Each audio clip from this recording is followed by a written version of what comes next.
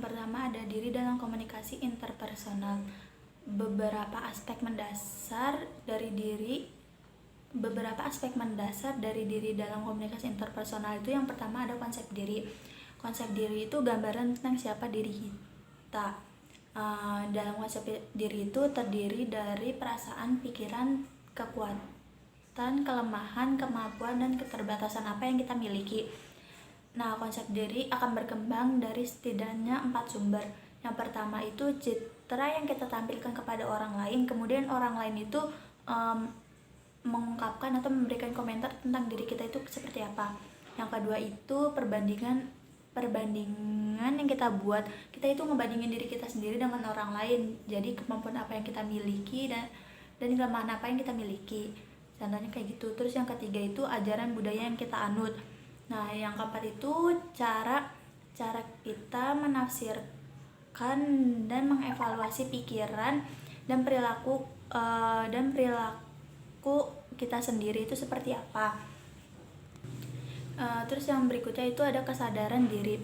Kesadaran diri mewakili sejauh mana kita mengenali diri kita sendiri. Memahami bagaimana konsep diri adalah salah satu cara untuk meningkatkan kesadaran diri kita. Semakin kita paham mengenai diri kita sendiri, semakin kita mengerti siapa diri kita yang sebenarnya. Nah, dalam kesadaran diri ini ada model dari Johari Widow. Johari Widow ini mengatakan bahwa diri kita itu terdapat 4 bagian. Yang pertama itu diri yang terbuka. Diri terbuka itu mewakili semua informasi tentang perilaku, sikap, perasaan, keinginan, motivasi, dan gagasan yang kita tahu dan orang lain tahu. Terus kalau misal yang kedua itu ada diri yang buta. Nah, kalau diri buta ini mewakili semua hal tentang kita yang orang lain tahu tetapi kita sendiri nggak tahu. Contohnya itu seperti gerakan menggosok hidung seperti kegiatan menggosok hidung saat kita marah. Nah, kan itu nggak sadar ya, ternyata kita tuh kalau marah suka gosok-gosok hidung. Nah, itu kita bakal dikasih tahu sama orang lain. Nah, gitu. Terus yang kedua itu diri yang tersembunyi. Diri yang tersembunyi ini berisi semua informasi yang kita sendiri tahu tapi kita nggak mau kasih tahu ke orang lain. Jadi cuma kita doang yang tahu, itu kayak rahasia tentang diri kita gitu. Terus yang berikutnya itu ada diri yang buta. Nah, kalau yang diri yang tidak dikenal, yang selanjutnya. Nah, kalau diri yang tidak dikenal ini kita sendiri nggak tahu tentang diri kita dan orang lain juga nggak tahu tentang diri kita itu kayak gimana.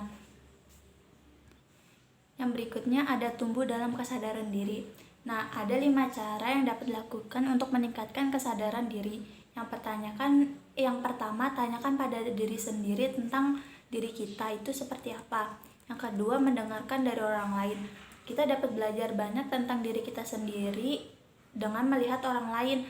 Dalam sebagian besar interaksi interpersonal, orang mengomentari kita dengan cara tertentu tentang apa yang kita lakukan, apa yang kita katakan, bagaimana penampilan kita. Terkadang komentar ini itu yang paling sering kita temukan dalam cara orang lain memandang diri kita. Terus yang berikutnya itu mencari informasi diri kita sendiri secara aktif. Nah, tujuan mencari informasi ini untuk mengurangi diri kita yang buta biar untuk mengurangi diri buta yang ada pada diri kita. Terus yang berikutnya itu lihat diri kita yang berbeda. Setiap orang kan pasti memiliki persepsi atau pandangan kita yang berbeda. Nah, itu sangat membantu kita dalam mengetahui diri kita itu sebenarnya seperti apa. Terus yang berikutnya itu tingkatkan diri terbuka kita. Ketika kita mengungkapkan diri kita kepada orang lain dan meningkatkan diri terbuka kita juga mengungkapkan diri kita sendiri mengungkapkan diri kita itu seperti apa sama diri kita sendiri. Yang berikutnya itu ada harga diri. Harga diri adalah ukuran seberapa harga kita di pikiran kita sendiri. Jika kita memiliki harga diri yang tinggi, maka kita bakal berpikir hal yang positif tentang diri kita. Tapi kalau kita memiliki harga diri rendah, kita cenderung berpikir hal-hal yang negatif tentang diri kita. Ide dasar di balik harga diri adalah ketika kita merasa nyaman dengan diri sendiri tentang siapa kita dan apa yang mampu kita lakukan akan tampil lebih baik. Nah, 5 saran untuk meningkatkan harga diri Yang pertama itu serang keyakinan yang merusak diri kita sendiri. Jadi kalau misalnya kita kayak nggak yakin gitu, itu harus kita ilangin. Kita harus yakin kalau kita tuh bisa ngelakuin itu. Terus yang kedua itu carilah orang lain yang memelihara. Nah, maksud dari carilah orang lain yang memelihara itu, kita harus cari orang lain yang bisa membantu kita dalam menumbuhkan kepercayaan diri dan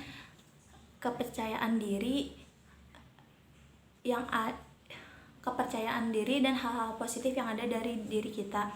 Terus yang ketiga itu kerjakan proyek yang menghasilkan kesuksesan. Jadi kita itu harus ngerjain suatu proyek yang emang kita benar mampu biar kita bisa nyelesain proyek itu. Terus yang keempat itu ingatkan diri kita jika dari keberhasilan kita. Nih misalnya kita ngerjain suatu proyek terus kayak ini tuh susah banget, terus kita mikir, oh kemarin aja kita bisa ngelarin proyek itu, kenapa sekarang nggak bisa gitu. Terus yang kelima itu ada secure affirmation. Ini kalau ini tuh pernyataan yang menegaskan sesuatu itu benar. Dalam diskusi tentang konsep diri dan kesadaran diri, kata afirmasi digunakan untuk merujuk pada pernyataan positif tentang diri kita. Pernyataan yang menyatakan bahwa sesuatu yang baik atau positif benar bagi diri kita. Sering disarankan agar kita mengingatkan diri sendiri tentang kesuksesan, bahwa kita fokus pada perbuatan baik, pada kualitas, kekuatan, dan kebajikan positif, dan hubungan kita yang produktif dan bermakna dengan teman-teman dan kerabat. Persepsi di komunikasi interpersonal. Jadi persepsi itu adalah proses di mana kita menjadi sadar akan adanya benda, peristiwa, terutama orang melalui indera. Indera itu ya contohnya kayak penglihatan, penciuman, rasa, sentuhan, dan pendengaran. Persepsi itu adalah proses yang aktif dan bukan proses yang pasif.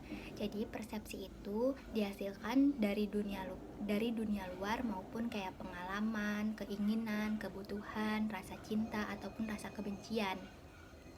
Persepsi itu sangat penting dalam komunikasi interpersonal karena hal itu mempengaruhi pilihan komunikasi.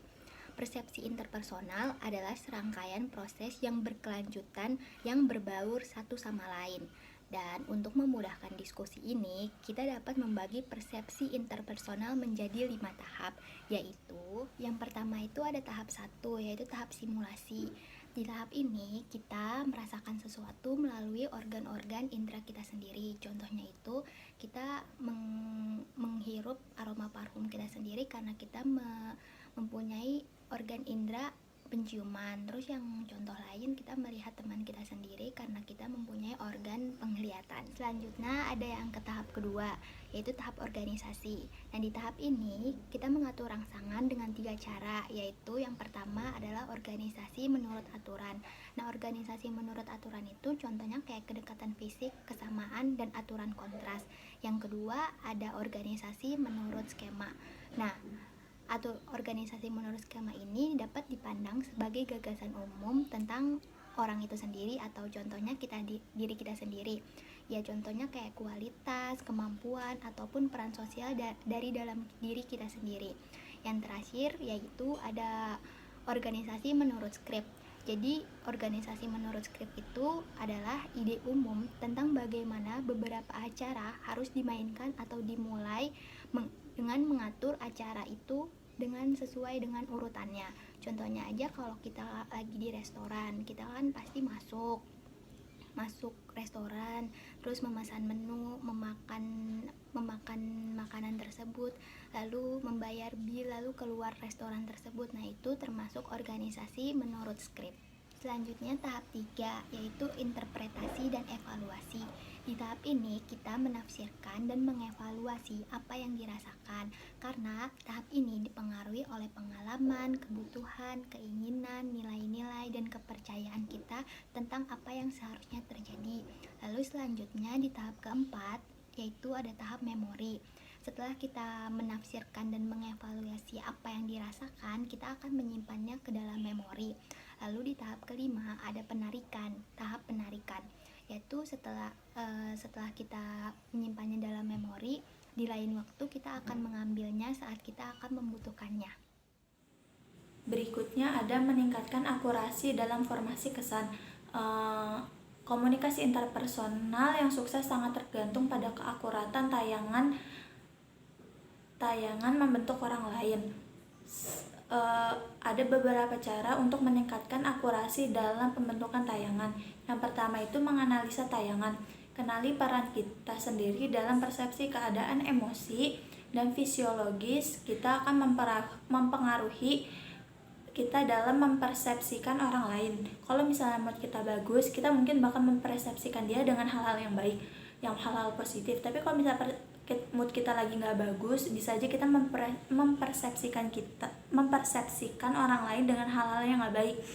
Terus yang kedua itu dengan tidak menarik kesimpulan awal. Jadi kalau misalnya kita udah dapet data-datanya kalau dia orang kayak gini tuh, kita jangan langsung narik kesimpulan kalau dia orang yang nggak baik, tapi kita harus mengkonfirmasi dulu apa emang benar dia orangnya kayak gini. Terus yang berikutnya itu dengan cara periksa persepsi. Pengecekan persepsi adalah cara lain untuk mengurangi ketidakpastian dan buat persepsi Anda lebih akurat. Tujuan pengecekan persepsi adalah untuk mengeksplorasi lebih lanjut pikiran dan perasaan orang lain, bukan untuk membuktikan bahwa persepsi awal kita itu udah benar. Pengecekan persepsi terdiri dari 2 langkah. Yang pertama itu kita harus ngejelasin apa yang kita lihat dan apa yang kita dengar, mengakui bahwa deskripsi tidak benar-benar objektif tetapi sangat mempengaruhi siapa kita, keadaan emosi dan sebagainya. Terus yang kedua itu cari konfirmasi, tanyakan pada orang lain apakah deskripsi kita udah akurat. Hindari membaca pikiran, yaitu jangan mencoba membaca pikiran dan perasaan orang lain hanya dengan mengamati perilaku mereka. Jadi kita itu emang harus benar-benar mengkonfirmasi apakah dia orangnya kayak gini atau enggak. Kita tanya ke orang lain biar lebih akurat nantinya. Terus mengurangi ketidakpastian. Dalam setiap situasi interpersonal ada beberapa tingkatan. Berbagai strategi dapat membantu mengurangi ketidakpastian. Yang pertama itu kita mengamati orang lain ketika dia terlibat dalam tugas aktif. Terus yang kedua, kita dapat memanipulasi situasi untuk mengamati orang tersebut secara lebih spesifik dan mengungkap konteks. Terus yang berikutnya, saat kita masuk ke grup obrolan internet dan mengintai, bacalah pertukaran antara anggota grup lain sebelum mengatakan sesuatu sendiri. Anda belajar tentang orang-orang dalam grup dan tentang kelompok itu sendiri sehingga mengurangi ketidakpastian. Terus yang berikutnya itu belajar tentang seseorang melalui bertanya kepada orang lain. Terus cara berikutnya itu berinteraksi dengan individu. Misalnya kita dapat mengajukan pertanyaan apakah dia menikmati olahraga atau sebagainya. Nah, cara itu dapat dengan cara itu kita jadi lebih tahu orang tersebut itu kayak gimana. Yang terakhir itu meningkatkan sensitivitas budaya. Mengenali dan peka terhadap perbedaan budaya akan membantu meningkatkan akurasi persepsi kita. Jadi di sini tuh kita harus berpikir kalau setiap budaya itu beda. Setiap budaya itu mempunyai ciri khasnya masing-masing, jadi nggak bisa disamaratakan. Nah, dengan kita berpikir gitu tuh kita bisa meningkatkan akurasi persepsi kita terhadap budaya orang lain. Jadi saya mempunyai tugas untuk mempresentasikan bagaimana cara mengatur citra kita di hadapan orang lain. Jadi secara tidak langsung kita bisa mengatur citra kita di hadapan orang lain. Bagaimana citra apa yang ingin kita sampaikan kepada orang lain, bagaimana orang lain memandang diri kita. Jadi yang pertama ada yang namanya strategi mencari afinitas. Apabila secara KBBI, afinitas adalah ketertarikan atau simpati yang ditandai oleh persamaan kepentingan. Jadi secara nggak langsung kita kayak bagaimana caranya orang lain menjadi tertarik sama kita dengan diri kita. Pertama ada dengan cara menawarkan pertolongan kepada orang lain. Jadi sebelum orang lain minta, kayak kita lihat dia kesusahan, kita bisa langsung menawarkan bantuan kepada dirinya. Lalu ada juga caranya tunjukin kalau misalkan aja pas kita lagi sama dia, lagi komunikasi bareng dia, kita tunjukin kalau misalkan kita tuh senang ngobrol sama dia. Jadi kalau dia ngomong kita kasih feedback yang bagus, kayak kita senyum, kita dengerin gitu. Lalu sehabis itu ada namanya strategi kesopanan. Jadi dia tuh dibagi jadi dua, ada yang wajah positif sama wajah negatif. Jadi di sini maksudnya wajah positif, wajah negatif itu kayak misalkan aja kayak kita mau minta tolong, kayak tolong dong bukain pintunya. Jadi kayak ada kata tolongnya. Kan orang kalau misalkan aja kita kayak langsung ngomong pakai kata tolong, kan orang juga pasti kayak oh dia minta tolong. Tapi beda kan konotasinya kalau misalkan aja kayak bukain dong itu pintunya, kan nggak enak juga kan dengernya.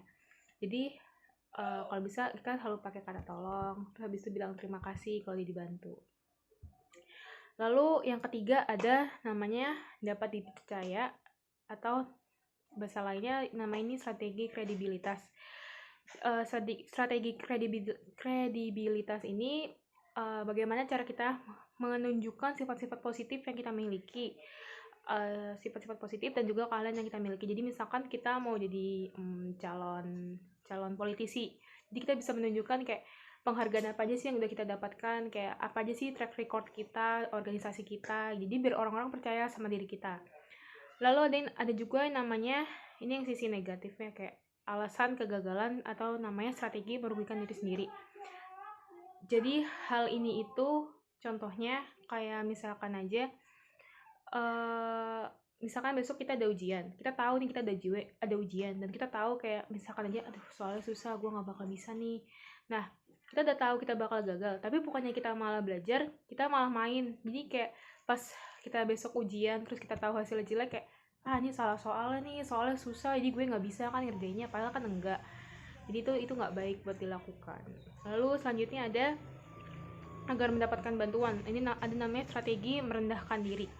Jadi sebenarnya tuh kita bisa ngelakuin hal itu, tapi kita rendahin diri kayak gue nggak bisa ngelakuin itu. Jadi kayak misalkan sebenarnya kita bisa nih bikin presentasi yang bagus, bikin PPT yang bagus gitu, PowerPoint, tapi kita bilang ke orang lain kayak gue nggak bisa nih. Jadi kan kalau kita ngomong kayak gitu secara nggak langsung, kayak kita minta tolong ke orang lain kayak ini sini gue aja yang ngerjain gitu. Sebenarnya nggak apa-apa kayak gitu, biar nggak terlalu sering dimanfaatkan orang, tapi ada baiknya juga kita nggak kayak gitu setiap saat. Soalnya kalau kita kayak gitu setiap saat, yang ada orang malah mikirnya kayak ini anak gak bisa apa-apa mah gitu. Jadi jangan ya.